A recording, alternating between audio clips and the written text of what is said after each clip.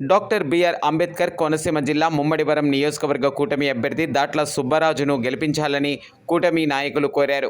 కార్యక్రమంలో కోటి, గాలిదేవర అయ్యప్ప, గాలిదేవర బుల్లి, జీజీఆర్, యాళ్ల ఉదయ్, మేకల గురు తదితరులు జనసేన, టీడీపీ, బీజేపీ పార్టీ నాయకులు, కార్యకర్తలు పాల్గొన్నారు. అది ముమ్మడివరం మండలం. నా పేరు జీజీఆర్.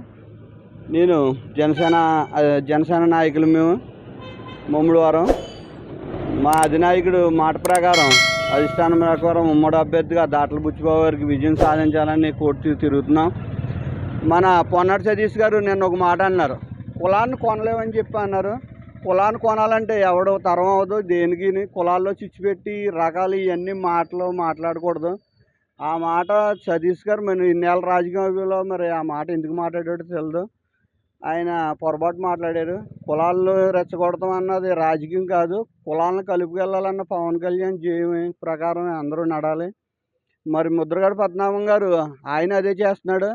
వయసులో 70-60 ఏళ్ళు వచ్చినా కూడా ఆయన కూతురు చేత ఇవాళ చెప్పుకుంచుకుని భవిష్యత్తుగా ఆయన వచ్చాడు. అతను రాజకీయం చేస్తున్నాడు కానీ ఎప్పుడు ఎదవ రాజకీయాలు, చెత్త రాజకీయాలు చేస్తున్నారు తప్ప చంద్రశేఖర్ రెడ్డికి, జగన్కి బానిస అయిపోయి బతుకుతున్నాడు. పిల్లలతో ఆడుకుని వయసులో ఆయన ఈ పనులు ఎందుకు చేస్తున్నాడో మాకు ఇప్పటికీ అర్థం అవ్వట్లేదు. ఒక కాపు ఉద్యమం ఒకటి చేసాడు, అది పూర్తిగా నెరవేర్చలేకపోయాడు. మళ్ళీ రాజకీయం వచ్చాడు. పవన్ కళ్యాణ్ ఓడింతాను అంటున్నాడు. రెడ్డి అని పేరు పెట్టుకుంటాను అంటున్నాడు. ఆయన పెట్టేదేంటి? పవన్ కళ్యాణ్ విజయం సాయంత్రం ఆయన పెట్టుకోలేడు, జనమే పెడతారు. ఆ పేరు ఎప్పుడో పెట్టారు. ఒకసారి ఉప్మా అని పెట్టారు, ఒకసారి రెడ్డి అని పెట్టారు. ఆయన ఇప్పటికీ తెలుసుకోవట్లేదు. ఆయన కూతురు చెప్పినప్పుడు కూడా రాజకీయ సన్యాసం తీసుకుంటున్నామని వెలుగులోకి వచ్చి ఆయన చెప్తే అందరూ ఇది చేస్తారు. కానీ అది కూడా లేదు. కాపుల్లో వేస్ట్ క్యాండిడేట్ ఎవరంటే ముద్రగడ పద్మనాభం. చాలా తీసుకుంది.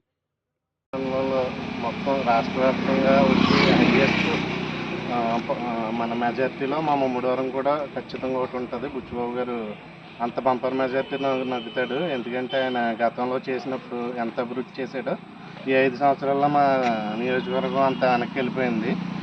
మనకి ఇప్పుడు ఎలాగంటే ఉమ్మడి అభ్యర్థి ఆయన జనసేన, బీజేపీ, తెలుగుదేశం నుంచి ఉమ్మడి అభ్యర్థి కింద పోటీ చేయడం వల్ల బంపర్ మెజార్టీ. ఎందుకంటే గతంలో 2 విడివిడిగా పోటీ చేస్తే మనకు వచ్చిన ఓట్లు కలుపుకుంటేనే మనకి రాష్ట్రంలోనే అత్యధిక మెజార్టీ. పిఠాపురంలో పవన్ కళ్యాణ్ గారికి ఎంత మెజార్టీ రాబోతుందో ముమ్మడివరం కూడా బుచ్చిబాబు గారికి అదే మెజార్టీ వస్తుంది. ఎందుకంటే నామినేషన్ వేసిన రోజున కూడా మనకి చూసుకుంటే ఇంకా ఆ రోజు నుంచే మా ప్రత్యర్థులు విజయాన్ని వాళ్ళు వదిలేసుకున్నారు. ముమ్మడివరం మండలంలో కూడా నిజంగా పల్లవరపాలెం దగ్గర వంతుని కానీ, మురమల దగ్గర వంతుని కానీ ఇవన్నీ కూడా బుచ్చిబాబు గారి హయాంలోనే జరిగినాయి. ఆయన ఏంటంటే అవినీతికి కానీ దేనికి తావివ్వకుండా, పక్షపాతం ఏమీ లేకుండా ప్రతి ఒక్కడికి కూడా న్యాయం చేయడానికి ఆయన ప్రయత్నం చేస్తారు. ఇంకా ఏ డౌటు లేదు, బుచ్చిబాబు గారు అత్యధిక మెజార్టీతో ముమ్మడివరాన్ని ఆయన జెండా పారిపోతున్నారు. ఉమ్మడి అభ్యర్థి కింద జెండా పారిపోతున్నారు.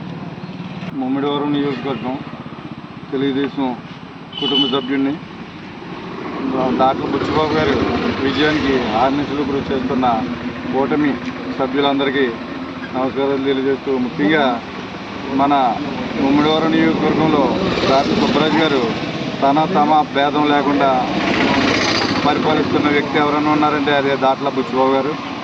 అటువంటి నాయకుడు గతంలో 2019లో స్వల్ప మెజార్టీతో ఓటమి పాలయ్యారు.